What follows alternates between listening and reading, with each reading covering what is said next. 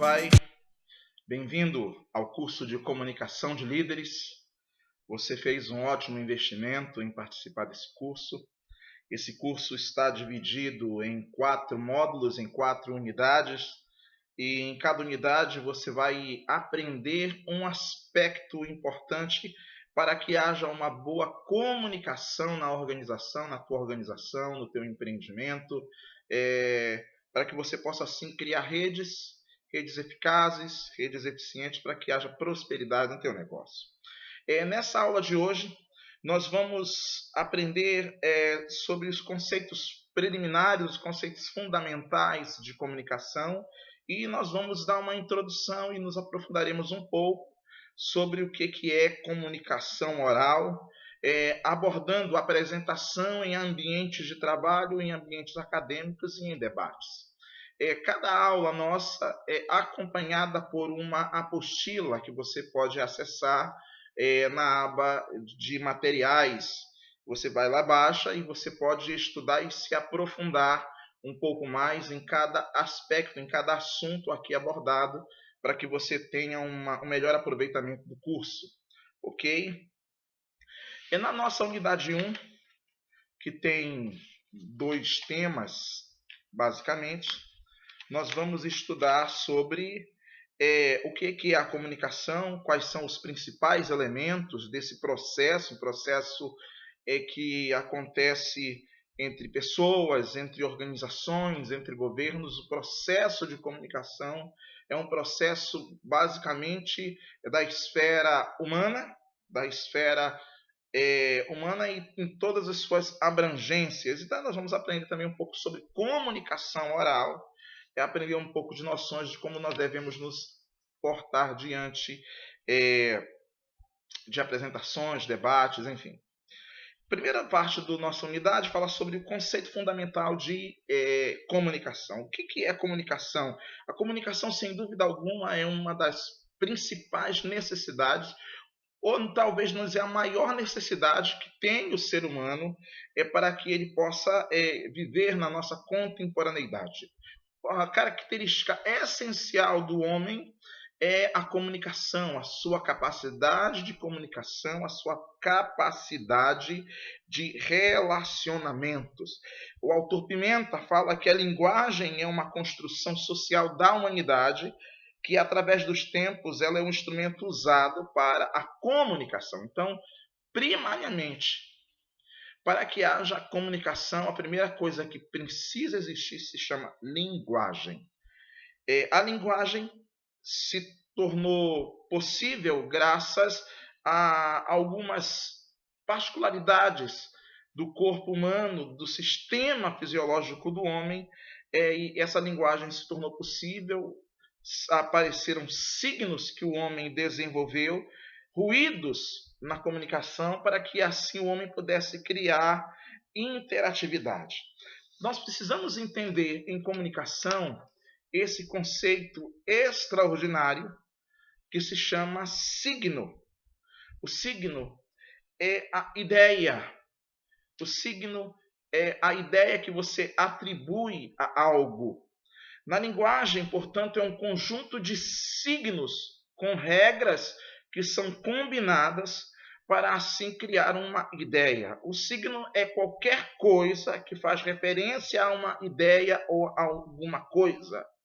O signo é algo que os seres humanos usam para se compreenderem entre si. Basicamente, existem vários tipos de signos, mas nós abordaremos no nosso curso, e você se aprofundará um pouco mais quando você estiver lendo a apostila, alguns, por exemplo, significado gramatical, quando depende da relação com outros signos. Significado contextual, quando está inserido em um meio ambiente. Por exemplo, as flores, quando as flores estão enfeitando um casamento ou quando elas estão homenageando a um defunto, são as mesmas flores, mas o significado delas, o signo delas, depende do ambiente. O significado referencial são aqueles atribuídos pelo dicionário. Você pega lá a expressão casa, aí ele vai te dar um significado, uma referência. Então, o significado referencial é aquele que nós encontramos em um dicionário. Nós temos o significado denotativo, é aquele que o mesmo a expressão já diz. É aquele quando nós damos uma qualificação, quando nós nós indicamos uma qualidade de um objeto, a qualidade de algo. Isso é uma denotação. E nós temos também a conotação. Quando nós pegamos uma palavra, um signo, e atribuímos a ele um outro valor, por exemplo, nuvens de algodão, vassouras para varrer ventos. Então, são significados conotativos, são basicamente esses signos conotativos são usados em linguagens poéticas, em uma abordagem poética da comunicação da linguagem. Na comunicação, para que haja uma comunicação eficaz, é necessário existirem alguns elementos. Então, nós temos o signo, e para que esse signo se torne uma informação, nós precisamos seguir alguns elementos. Por exemplo, nós temos o emissor da mensagem, nós temos a codificação, nós temos a mensagem, o meio, nós temos a decodificação da mensagem, nós temos o receptor. O receptor emite uma resposta que para o emissor se torna um feedback. Então, isso são elementos do processo de comunicação, que pode haver também um outro elemento que nós chamamos de ruído, que dependendo do sentido que a mensagem estiver caminhando, ele pode interferir na possibilidade ou não de compreensão da mensagem. Ok? Nós também temos uma outra coisa que nós precisamos compreender, que se chama o canal, o meio da comunicação. Quando a mensagem é decodificada, ela se dá de forma correta quando nós dizemos que houve um meio, quer dizer, o receptor compreendeu a mensagem e deu um retorno, deu um feedback. Então, para que haja o processo de comunicação, basicamente é isso. Nós temos que ter um signo, um valor atribuído a um objeto, uma circunstância, e nós temos o elemento que vai fazer, os elementos dessa comunicação, que vai fazer com que essa mensagem saia do emissor e chegue até o receptor, e o receptor dê um feedback para o emissor da mensagem. Nesses elementos de processo de comunicação, nós temos a fonte. A fonte é a que dá o início do ciclo da comunicação. Pode ser uma máquina, pode ser uma pessoa, pode ser a tua organização, pode ser uma instituição, enfim. Existe uma fonte de informação. Aí nós temos o emissor, que é o protagonista do ato da comunicação, para ele, por meio dele, é ele que emite a mensagem para um receptor.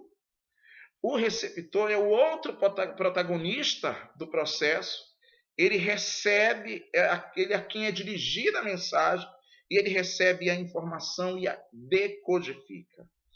A mensagem é o objeto da comunicação. É a estrutura de sinais que servem para se comunicar. Pode ser gestos, fala, placas, enfim. Você usa objetos para que você possa construir uma mensagem. O que é um ruído nessa mensagem, dentro desse processo? O ruído é um sinal indesejado que atrapalha a comunicação. Uma penumbra. E esse fator inibe a compreensão da mensagem. Nós temos o canal, que é o meio pelo qual essa mensagem será enviada até o receptor. Hoje você pode usar uma televisão, você pode usar um e-mail, você pode usar um mecanismo um app de comunicação, enfim. Esse é o canal que você vai utilizar para que você possa enviar a tua mensagem. Nós temos o contexto, que também é um elemento importante para a construção do processo de comunicação. O contexto são as situações que servem de parâmetro para a compreensão da mensagem. Nós temos os códigos, que são os signos, que são as regras escritas, e nós temos os signos, que é a combinação de ideia mais objeto, que são os fatores que auxiliam no processo de construção da comunicação. Uma observação: os ruídos podem acontecer em todos os elementos do processo de comunicação. Por exemplo, quando você quer enviar um e-mail e esse e-mail não chega ao destinatário, esse lapso pode ser considerado um ruído. Então, essa dificuldade de recebimento ou de interpretação da mensagem nós chamamos de ruído, ok?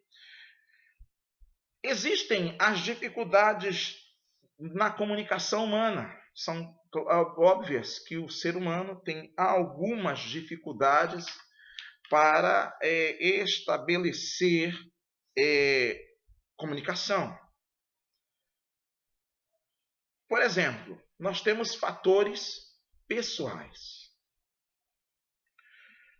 O que pode ser um fator pessoal? Pode ser, de repente, que o interlocutor tenha pouco conhecimento sobre o tema que você está apresentando, então ele não vai conseguir entender o que você está tentando informá-lo, tentando ensiná-lo. O emissor pode não ter credibilidade junto ao receptor. A postura do emissor pode ser uma postura que descredibiliza a sua mensagem. Então, de alguma forma, a postura vai tornar bem-sucedida ou mal-sucedida a recepção da informação pelo receptor. Então, estes são fatores pessoais que ou inibem ou facilitam o processo de comunicação entre duas pessoas, entre organizações, enfim. Quando você estiver fazendo análise da apostila do material, você vai ver que existe lá uma indicação de livro para que você possa adquirir e você possa ter uma melhor compreensão do que são esses fatores pessoais que podem ou facilitar, ora atrapalhar o processo de comunicação, para que haja uma comunicação eficiente. De repente você está comunicando, ou alguém está comunicando a alguém, você começa a fazer faces, caras e bocas. E isso são inibidores do processo. Tanto da pessoa que está emitindo ou da pessoa que está recebendo, isso também se tornam inibidores. São fatores pessoais. Um outro fator que também influencia no processo de comunicação são fatores sociais. E esses fatores sociais, alguns deles são herdados. O indivíduo herda da sua criação ou herda do meio ambiente em que ele está inserido. Por exemplo, pessoas que recebem um tipo de educação, eles têm maior dificuldade de receber alguns tipos de informação. Alguns princípios ou valores, muitas vezes, são ruídos e impedem que haja uma perfeita compreensão da mensagem. Esses fatores sociais, muitas vezes, atrapalham, influenciam diretamente no processo de construção de uma mensagem, no processo de comunicação eficiente. Geralmente são as normas sociais que regram os comportamentos na hora de se criar um processo de comunicação. Você que provavelmente deve estar criando uma organização, você que provavelmente deve ter uma organização e que queira expandir esse negócio, você deve observar quais são os padrões comportamentais de determinada cultura para que você tenha uma melhor forma de se comunicar. Você não vai poder tratar com alguém, com um brasileiro, da mesma forma que você tratará com um oriental, que você tratará com alguém que vive no Oriente Médio. Cada comunidade, cada cultura tem as suas regras próprias e o emissor deve adequar a sua mensagem para que o receptor possa compreender a sua mensagem e ela seja efetiva, principalmente em negócios. Em negócios, essas normas precisam ser seguidas de maneira precisa para que não haja nenhum tipo de dificuldade no processo. Um outro fator são os fatores fisiológicos, que basicamente tem a ver com as percepções provocadas pelos meios sociais, culturais, em que as pessoas vivem. Por exemplo, falar mal, articular mal as palavras, ter dificuldade em física para falar, a mudez ou a surdez, estão entre esses fatores. Fatores fisiológicos. São inibidores também de um processo de comunicação eficiente. Nós também temos fatores de personalidade. Pessoas tímidas, pessoas muito objetivas, pessoas muito subjetivas, enfim. A personalidade do indivíduo também ajuda ou dificulta no processo de construção de uma comunicação eficiente. Também nós temos fatores de linguagem, nós também temos os fatores psicológicos. Eu espero que você possa acompanhar quando você estiver fazendo a leitura da apostila, lá ela entra mais profundo. Nós temos fatores psicológicos e todos esses fatores, de alguma forma, agem para que haja, de um maior grau ou menor grau, um processo de comunicação eficiente. Uma coisa que nós precisamos compreender, que a fala no processo de comunicação ela é essencial. E existe uma linguagem falada e uma linguagem escrita. A língua é a parte social da linguagem comum a todos os indivíduos de uma comunidade. E a fala é o uso que cada indivíduo faz da língua. Então nós temos a língua, a nossa língua no Brasil é a língua portuguesa, o português falado no Brasil. Então essa é a língua que todos nós usamos, é a nossa língua máter. Mas a fala é a forma que o indivíduo usa essa língua. Então, por exemplo, quando nós estamos em casa, nós vestimos qualquer tipo de roupa. Ficamos à vontade, nós não nos preocupamos com a aparência. Mas a partir do momento que nós nos propomos a sair de casa e a ir na direção de determinados ambientes nos exigirão um determinado tipo de roupa, uma aparência. Então, dependendo da circunstância, dependendo do momento, nós vamos ter um capricho maior ou menor com a nossa aparência. Da mesma forma, é o processo de escrita. Dependendo do momento, dependendo do destinatário, dependendo do tipo de documento que você vai escrever, você precisa ter níveis de cuidados diferentes na construção desse documento. Diferente da fala, a fala ela é um pouco mais aberta e ela nos permite errar em formas de gramaticais, em tratamentos, mas ao escrevermos, estes erros são imperdoáveis, são impensáveis. Isso se dá por duas formas bem distintas. Existe um vocabulário, e esse vocabulário falado é aceitável alguns erros, escritos são inadmissíveis. O texto escrito, ele tem que superar o espaço, os limites de espaço e tempo. Ele tem que ter a tendência a ser bem melhor elaborado do que a forma falada. ok? Então, você vai pegar a apostila e você vai se aprofundar mais um pouco sobre esses níveis de comunicação e você vai estudar um pouco lá sobre texto escrito para e-mail. Você tem um modelo para texto escrito para e-mail, você vai ter uma forma oral para se tratar com um chefe ou uma pessoa superior e você vai ter várias formas de abordar para você compreender o que se trata a forma escrita e a forma oral da linguagem. O texto oral pode buscar, por exemplo, repetições, pode ter um vocabulário restrito. Em contrapartida, o vocabulário escrito ele tem que ser amplo e variado. O texto oral, a fala, ela pode empregar gírias, pode empregar neologismos, enquanto o texto escrito ele tem que ser permeado com os termos técnicos daquilo que você está escrevendo. Nós podemos usar de onomatopeias, o que são figuras de linguagem, né? Sonoridades na linguagem falada. Em contrapartida, isso, em hipótese alguma, pode ser utilizado na linguagem escrita.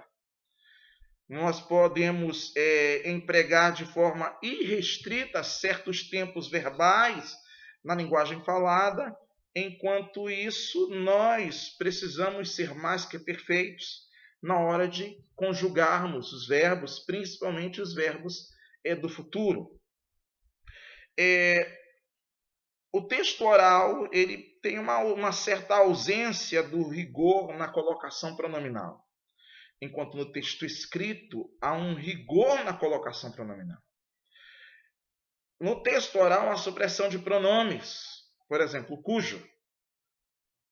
No texto escrito, deve haver o emprego correto de pronomes, pronomes relativos. Tudo deve ser empregado de maneira correta. No texto oral, nós podemos usar clichês para, enfim, encerrar um pensamento, encerrar uma frase. Nós podemos usar chavões, né? Nós podemos usar figuras de linguagens, rupturas de lógicas na linguagem oral para transmitir uma informação. Em contrapartida, na linguagem escrita, a sintaxe tem que ser elaborada. Nós precisamos ter criatividade na construção de frases. No texto oral, a frase pode ser inacabada. No texto escrito, as frases precisam ser construídas com rigor gramatical. Uma coisa importante que nós precisamos entender nessas diferenças entre linguagem escrita e linguagem oral. Na linguagem oral, você pode contrair ou até mesmo omitir palavras no interior de frases. Mas na forma escrita de comunicação, você deve buscar o rigor gramatical e você deve buscar a clareza na redação, sem omissões e sem ambiguidades. Quando você estiver fazendo uso da apostila, você vai ver que existem níveis de linguagem, que tem todos os seus fatores regionais. Cada região de uma determinada nação, assim como no Brasil, tem as suas particularidades na forma de interpretar determinadas palavras, na mesma forma de falar. Nós temos os fatores culturais, que também são importantíssimos na hora de se construir o processo de comunicação. Nós também temos os fatores contextuais, hábitos do local, como são feitas as relações entre os interlocutores. Tudo isso vai ajudar tanto na construção da mensagem quanto na recepção da mensagem. Nós não podemos nos esquecer do processo de linguagem verbal, para que nós possamos criar uma forma coerente de comunicação. Nós precisamos nos preocupar com isso. As normas cultas, as normas comuns, as normas coloquiais, as normas vulgares para que nós possamos construir um processo de comunicação eficiente, um processo de comunicação que venha atender tanto ao emissor com a sua mensagem, quanto ao receptor que se dispõe a ter interesse nessa mensagem. Uma coisa que nós não podemos deixar de entender que também existe no processo de comunicação uma linguagem não verbal, uma linguagem que usa sinais, que usam gestos, que usam vários mecanismos para se passar algum tipo de mensagem, e nós não podemos ignorar isso. Quando você estiver estudando na apostila, você vai ter alguns exemplos desse tipo de linguagem, e para que você possa entender, por exemplo, num jogo de futebol, o juiz usa uma série de cartões para advertência, para uma penalidade maior, usam o sonido do apito para gerir a partida. Então, nós precisamos sim nos debruçar de uma maneira eficiente na compreensão dessa linguagem não verbal, para que a gente possa construir um processo de comunicação eficiente, um processo de comunicação que venha a atender às nossas necessidades e a necessidade da nossa organização. Então, comunicação e seus conceitos fundamentais são basicamente isso. Você vai pegar a sua apostila e você vai se debruçar e vai se aprofundar um pouco mais para que você possa executar as atividades de avaliação. Nessa unidade 1, ainda nós também temos o processo de comunicação oral, em apresentações, em debates, em trabalhos, em ambientes acadêmicos, enfim. A comunicação oral, ela é um fator determinante para o êxito ou não muitas vezes de vários negócios. Então nós precisamos ter muito cuidado na hora de nos expressarmos, na hora de que estivermos fazendo uma apresentação. Por exemplo, você está fazendo uma apresentação de um produto para um determinado grupo de compradores, você precisa ter uma boa postura como líder, como vendedor, como gerente, para que o teu negócio seja fechado, para que os teus colaboradores tenham uma compreensão daquilo que você quer apresentar para a organização. Uma coisa que você precisa ter, e é importantíssimo, são boas apresentações. Não adianta você tentar improvisar, não existe improvisação nisso. O que é uma apresentação? Uma apresentação, a primeira coisa que nós precisamos entender, a apresentação é uma forma de informar ou persuadir uma audiência. É uma forma de comunicação. Uma apresentação bem-sucedida deve produzir o efeito desejado, que é persuadir ou influenciar as pessoas, a tua audiência. Quando você estiver estudando a apostila, você vai se deparar com alguns conceitos importantes, por exemplo, o conhecimento da matéria. Você precisa conhecer a matéria que você vai vender, o que você vai apresentar. Por exemplo, você vai vender um produto. Você precisa conhecer todas as nuances do produto para que você tenha condições de fazer uma apresentação precisa daquele produto. Se você vai apresentar uma informação, você precisa ter conhecimento pleno dessa informação para que você possa fazer uma apresentação perfeita. Uma outra coisa que você precisa ter consciência em uma apresentação é prestar atenção na tua audiência. Quem é o público para que eu vou falar? Você precisa ter noção de para quem é que você está falando, para qual é o grupo de pessoas que você irá apresentar o teu produto ou apresentar a tua tese, enfim. Existem recursos para serem usados em apresentações, data show, flipchart, retroprojetor. Então você precisa aprender a manejar bem todos esses recursos e, principalmente, estes recursos não devem ofuscar o apresentador. Entenda, não são os recursos que você vai usar o mais importante, mas a peça fundamental nesse processo é você. Você, como apresentador, é a peça fundamental para que haja êxito ou não na tua apresentação. Coisas que você precisa prestar atenção para que a tua apresentação e os teus recursos sejam utilizados de maneira eficiente. Primeira coisa, uma postura correta diante da tela ou ao lado, se você estiver do lado de uma televisão, usando uma televisão. Você não pode deixar de ter contato com a plateia. Você não pode ficar de costas para a plateia. Você tem que dominar a informação, uma coisa que agora nós falamos. Então você precisa dominar a tua apresentação, dominar o teu conteúdo, para que você tenha contato. Como é que um apresentador faz contato com a sua plateia? Olhando. As pessoas percebem quando você não tem o domínio da informação. Você tenta fazer teu olhar, fica dando olhares evasivos. E uma coisa que você precisa perceber, talvez seja algo, não, mas eu gosto tanto de um tipo de letra. Em uma apresentação, a letra que você vai usar, ela precisa ser legível. Muitas vezes as pessoas usam algum tipo de letra que as disposições gráficas, aí tem erro gramatical, tem erro de grafia de palavras e estragou a apresentação.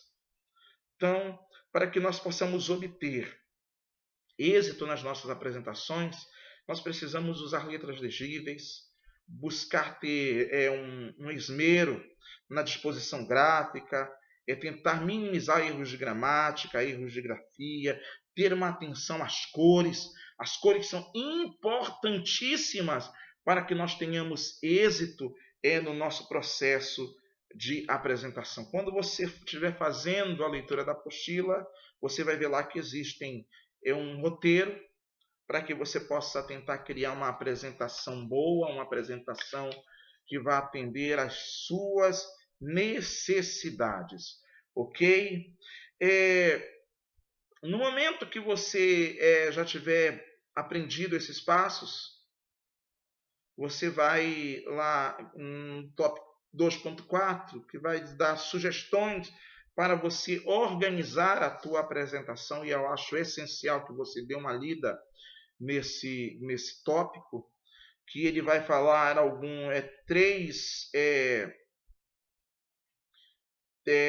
quando ele vai falar que você precisa montar uma ficha mental, e essa ficha mental vai te ajudar a ser coerente na tua apresentação em público. Você precisa ter segurança, clareza, objetividade, para que haja uma sequência lógica na tua apresentação.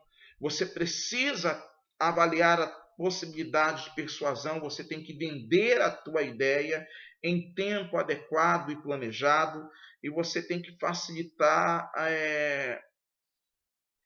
de maneira tranquila para que os teus ouvintes possam entender aquilo que você está ouvindo. Então você precisa criar essa ficha mental e também uma ficha física. Você tem que ter ali um esboço para você poder seguir o teu roteiro, para que você tenha uma apresentação eficiente e assim você possa vender o teu produto, você possa ter sucesso naquilo que você irá falar ou irá vender. Você vai ver também sobre os aspectos, sobre o aspecto da entonação de voz, das comunicações não verbais. Você vai descobrir que 55% da forma que a plateia te entenderá basicamente inicia com a tua comunicação não verbal, e você já deve ter estudado no módulo anterior, na unidade anterior, que as comunicações não verbais, um dos aspectos são gestos, uma forma que você conduz a tua mão, uma forma que você mexe o teu corpo, e a entonação de voz é importantíssima. Dependendo da forma que você falar, você vai fadigar a tua plateia, e as palavras, 7% daquilo que você está fazendo influenciará a tua plateia. No ponto 2.6, você vai aprender sobre movimentação, postura e contato visual, que são importantíssimos, são imprescindíveis para que você tenha êxito na tua apresentação. E eu quero que você entenda que o contato visual é importantíssimo na hora de você estar construindo uma apresentação de êxito. O contato do apresentador com a plateia é o olhar. Se você tem um olhar fugidio, você fica vagueando, indica que você não domina o assunto. E os interlocutores percebem isso.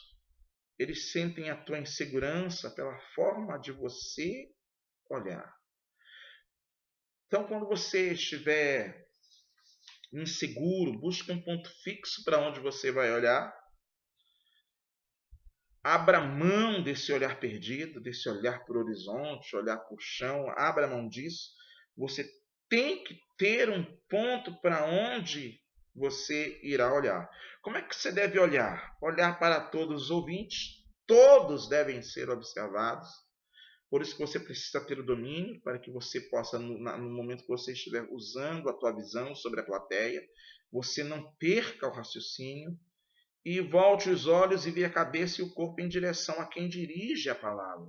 Se momentaneamente você começa a dirigir a palavra a alguém, todo o teu corpo, os teus movimentos, teu olhar tem que fixar naquela pessoa, para que a pessoa entenda que você está falando dela. Você também vai aprender sobre entonação de voz, sobre como a voz influencia nesse processo das apresentações. Eu quero falar o que você deve evitar em uma apresentação. Nunca se deve pedir desculpas para o auditório. Contar piadas é muito perigoso. É sempre bom apenas para palestrantes muito experientes. Caso você esteja começando agora como vendedor, como palestrante, enfim, você deve tentar evitar, a não ser que você, enfim, já tenha o domínio, mas se você está começando agora, é bom tentar evitar. É muito difícil retomar a plateia depois que a plateia cai na gargalhada, porque ela se dispersa. Não se deve começar a tua apresentação com palavras vazias ou com temas polêmicos. O time de futebol geralmente não são bons começos, porque gera paixão e geralmente isso faz com que o teu ouvinte se aparte de você. O que você deve fazer? Mencionar a razão do encontro. Olha, eu vim aqui porque nós estamos fazendo a apresentação de um produto. Cito o produto. Enunciar um fato interessante, algo que chame a atenção da tua plateia. Fazer uma citação de um expert do assunto, de um livro, um trecho de um livro, ou uma passagem histórica. Levantar reflexões. Prometer brevidade e explorar a tua criatividade nesse processo de construção de uma apresentação eficiente. Deve-se sempre buscar uma avaliação da apresentação, para saber se a apresentação foi boa, atendeu às demandas da pessoa que te levou, ou às tuas próprias demandas, caso você esteja se propondo a vender um produto ou um serviço. Busque as causas do sucesso e dos insucessos, para que você sempre as tenha em mente e possa melhorar na construção de uma apresentação futura melhor. Eu quero citar aqui alguns exemplos que podem servir de barreira para a construção de uma comunicação interpessoal eficiente. Isso tanto faz em família, quanto faz em negócios, em igreja, no ambiente onde você trabalha. Esses fatores, com certeza, podem de alguma forma inibir um processo de comunicação interpessoal eficaz. Por exemplo, desorganização, incoerência, a falta de motivação, falta de empatia, falta de clareza, falta de contato visual, Uma voz muito baixa também é inibidor de um processo de comunicação interpessoal eficaz, como também uma voz extremamente alta também é um fator inibidor para o êxito na comunicação interpessoal. A falta de entonação, gestos ou movimentos exagerados ou conflitantes também interferem, são barreiras para que, no momento de construção do processo de comunicação, um excesso ou a falta de formalidade, procure sempre uma boa dica para você. Procure adequar o tom de voz ao público que você está fazendo a apresentação. Evite o uso de clichê, fuja do improviso e procure sempre planejar, planejar, planejar, planejar, planejar. Você vai continuando ao estudo da apostila e você vai também se aprofundar um pouco mais no que se refere a debates de ideias. Você vai aprender lá um pouco sobre evitar o eu acho, evitar consultar a bibliografia, enfim, o que você deve evitar na construção de um debate eficiente, na construção de comunicação eficiente. Obrigado por você ter vindo até agora nessa nossa aula da unidade 1, onde nós discutimos o que é comunicação e quais são as dificuldades em conseguirmos nos comunicar bem. Conhecemos os elementos desse processo, também estudamos um pouco sobre a comunicação oral, apresentações, debates, e eu espero que seja importante para que você possa se desenvolver mais como profissional, possa se desenvolver mais como ser humano. Se aproprie da apostila, baixe e estude, e boa sorte com as atividades de avaliação da primeira unidade.